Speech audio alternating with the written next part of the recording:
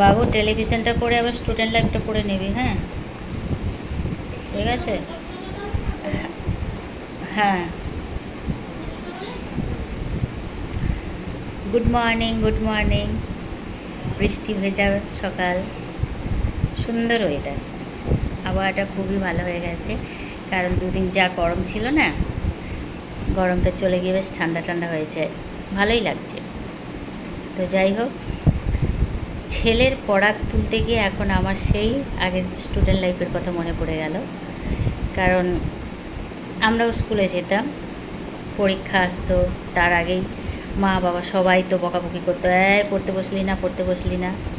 আমরা এখন তাই করি ছেলে মেয়েদের। কিন্তু কি বলতো, বাচ্চা মানুষ তো শরীর খারাপ হতেই পারে। এক সপ্তাহের ওপরে স্কুলে যায়নি, তো